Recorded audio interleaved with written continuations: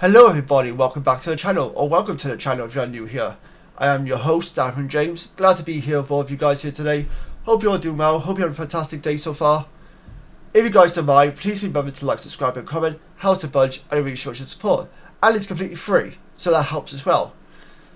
Now most of us, if not all of us, are probably familiar with the serial killer Ted Bundy, and all the crimes he committed back when he was alive.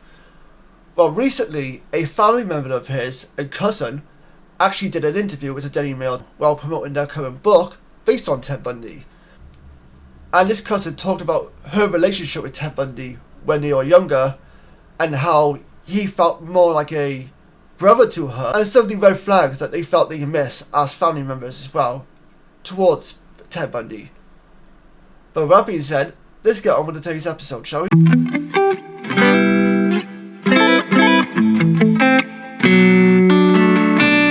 Ted Bundy's family reveal his chilling death row letters as they break their 50-year silence. The notorious serial killer kidnapped, raped and murdered several women throughout the 1970s. Bundy confessed to killing as many as 30 victims in just a 4-year period. However, it's widely believed his kill count was probably higher. He was caught for his crimes and received a death sentence. He was executed by the electric chair in 1989. Before taking his last breath, Bundy, like all death row inmates, had a final meal. As a standard issue final meal are steak, eggs, hash browns and toast, because he refused to choose his own last meal. Apparently he didn't touch his dinner and he died hungry. What an idiot. Now this is where things get really interesting in my opinion. Decades on from his death, and his family are speaking out for the first time. His cousin, I don't know how you pronounce his second name, Carl Martin, specifically is talking for the first time regarding Ted Bundy. Martin grew up with Bundy, and while they only were cousins, she described him as like being a brother to her. Ahead of the release of her current book, Dark Tide, Growing Up with Ted Bundy, Martin spoke with DailyMail.com to discuss Bundy. Now it makes more sense. I was wondering at first, like, okay, after all these years that's gone by, 50 years has gone by, why are you suddenly now breaking your silence in a sense to talk about Ted Bundy? Like, what's the reason behind this? What's the motive behind this? Now it makes sense because one of the family members, one of the cousins, had got a book coming up. So one topic that was covered was the red flags their family missed about Bundy when he was a child. Oh, there were plenty. There were absolutely many. One was his obsession with reading scurrilous detective novels. He was a quite smart dude, educated and well read, as you can tell by his reading novels, I guess you could say.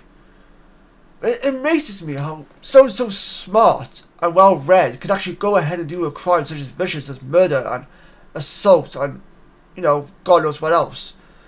Like, you could have done something really well with those talents.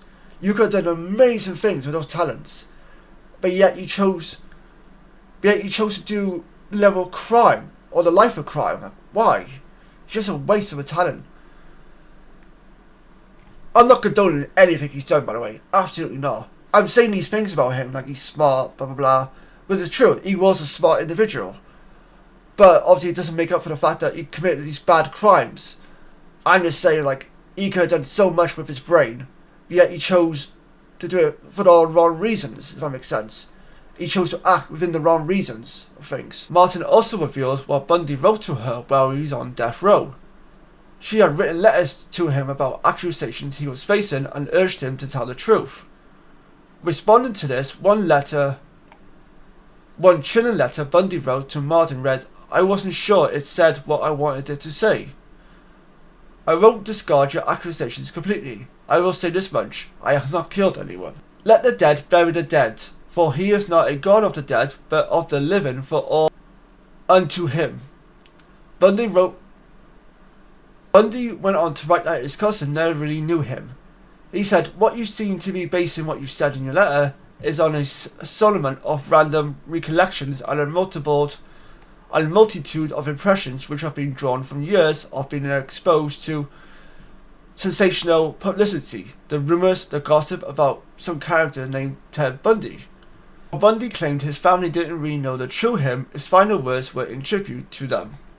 He said to his attorney Joe Coleman and Methodist minister Fred Lawrence, "Jim and Fred, I'd like you to give my love to my family and friends."